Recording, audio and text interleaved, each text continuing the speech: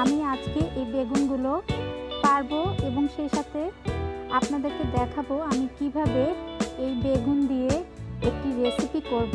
সেটা হচ্ছে বেগুন দিয়ে লইট্টা শুটকির রেসিপি। আমি আমার এই ছোট্ট শখের বাগান থেকে আজকে বেগুনগুলো পারবো। এখন আমি বেগুনটা কেটে নিব। আমি আমার আরও কিছু বেগুন আছে, সেগুলো দেখাবো।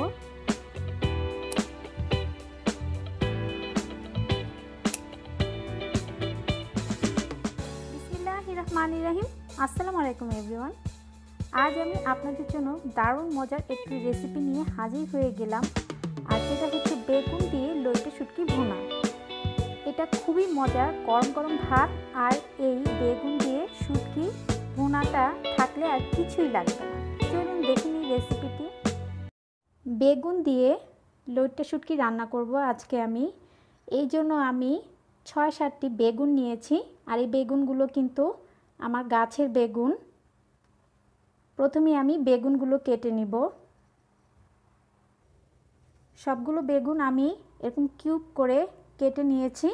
তারপর বেগুন কিন্তু সাথে সাথে পানিতে ভিজিয়ে রাখতে হয়, না হয় কিন্তু কালো হয়ে যায়। আর নিয়েছি আমি 2টা টমেটো কেটে নিয়েছি, সেটাও আমি কিউব করে কেটে নিয়েছি। এখানে আমি 1.5 কাপের মতো লইট্টা শুটকি নিয়েছি, আর শুটকিগুলো আমি ছোট ছোট করে কেটে নিয়েছি। প্রথমে আমি শুটকিগুলো গরম পানি দিয়ে ভিজিয়ে রাখবো আধা ঘন্টার মতো।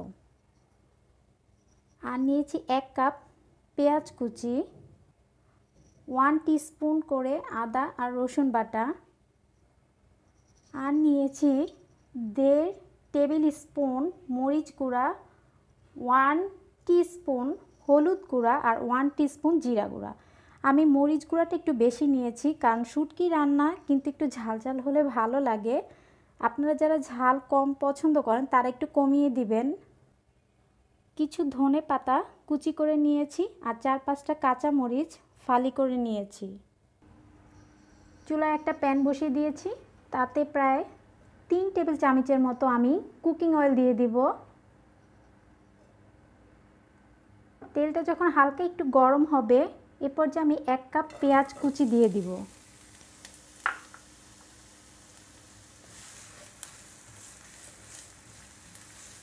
পেঁয়াজ কুচি আমি সামান্য একটু বাদামি করে ভেজে নিব। যখন পেঁয়াজ একটু নরম হয়ে আসবে আর হালকা একটু সোনালি রং হয়ে আসবে, এ পর্যায়ে আমি মশলাগুলো দিয়ে দিব। আদা আর রসুন বাটা দিয়ে দিব, একই সাথে মরিচ, হলুদ আর জিরা গুঁড়ো দিয়ে দিব। মশলাটা যেন পুড়ে না যায় সেই জন্য আমি সামান্য একটু পানি দিয়ে দিব। দিয়ে আমি মশলা খুব ভালোভাবে কষিয়ে নিব। মশলা কষানো শেষ, তেলটা কিন্তু উপরে ভেসে উঠেছে। এ পর্যায়ে আমি টমেটো দিয়ে দিব, আর সেই সাথে এখন লবণ দিয়ে দিব। টমেটোগুলো মশলার সাথে খুব ভালোভাবে আমি একটু কষিয়ে নিব, যেন টমেটোগুলা নরম হয়ে আসে।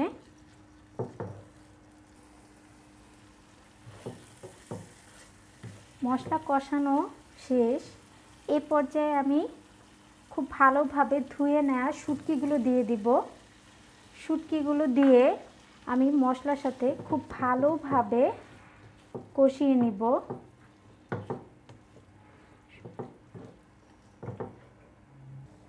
সামান্য একটু পানি দিয়েছি আমি। এখন একটা ঢাকনা দিয়ে ঢেকে রাখবো। শুটকিগুলো একটু নরম হওয়া পর্যন্ত অপেক্ষা করব। আর শুটকি কিন্তু এমনি নরম, আমি গরম পানি দিয়ে কিন্তু আধা ঘন্টা ভিজিয়ে রেখেছি, খুব ভালোভাবে ধুয়ে নিয়েছি। শুটকি কিন্তু খুব তাড়াতাড়ি সিদ্ধ হয়ে যাবে। ফিরে এলাম 2 মিনিট পর।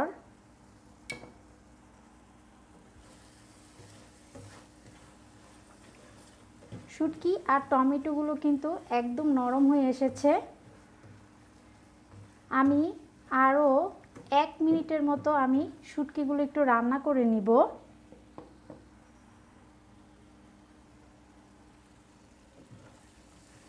শুটকি কিন্তু নরম হয়ে এসেছে আর টমেটো কিন্তু একদম মিশে গিয়েছে।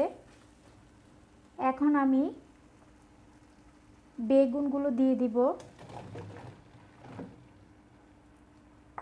সবগুলো বেগুন আমি দিয়ে দিয়েছি। তারপর শুটকি আর বেগুন খুব ভালোভাবে মিক্স করে নিব। আমি শুটকি যখন দেই তখন একটু লবণ দিয়েছি, আমার মনে হয় লবণটা কম হয়েছে, আমি আরও কিছু লবণ দিব। লবণটা কিন্তু অবশ্যই আপনাদের টেস্ট অনুযায়ী দিবেন। বেগুনগুলো আমি শুটকির সাথে খুব ভালোভাবে নেড়েচেড়ে মিশিয়ে নিয়েছি। এখন একটা ঢাকনা দিয়ে ঢেকে রাখবো। ফিরে আসছি 2 মিনিট পর। এখন আমি দেখব শুটকির কী অবস্থা, বেগুনগুলো সিদ্ধ হলো কিনা। বেগুনগুলো কিন্তু সিদ্ধ হয়ে গিয়েছে। আমার রান্না কিন্তু প্রায় শেষ। আমি এক্সট্রা কোনো পানি দেইনি। শুটকি তরকারি কিন্তু এক ঝোল ঝোল ভালো লাগে না, এটা কিন্তু একটু ভুনা ভুনাই ভালো লাগে, তাই আমি কিন্তু কোনো পানি দিব না, এটা এরকমই রাখবো। আমি লবণটাও চেক করে নিয়েছি।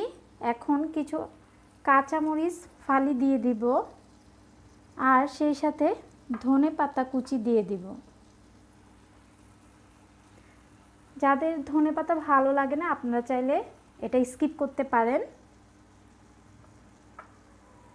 আমি এখন চুলাটা অফ করে দিব। আমার রান্না কিন্তু একদম শেষ। আমি একটু আপনাদেরকে কাছের থেকে দেখাচ্ছি। বেগুনগুলো কিন্তু খুব সুন্দরভাবে সিদ্ধ হয়ে গিয়েছে। শুটকি বেগুন সবগুলো খুব সুন্দরভাবে সিদ্ধ হয়ে এসেছে আর লবণটাও আমি চেক করে নিয়েছি, একদম পারফেক্ট আছে। এখন আমি পরিবেশন করে আপনাদের দেখাবো। ভীষণ মজার বেগুন দিয়ে লইট্টা শুটকি ভুনা। যারা করে খেয়েছেন তারা তো জানেনই এই রেসিপিটা কতটা মজার, আর যারা করে খাননি প্লিজ একবার ট্রাই করে দেখবেন, আপনাদের অবশ্যই ভালো লাগবে। আজ এখানে বিদায় নিচ্ছি। সবাই ভালো এবং সুস্থ থাকবেন।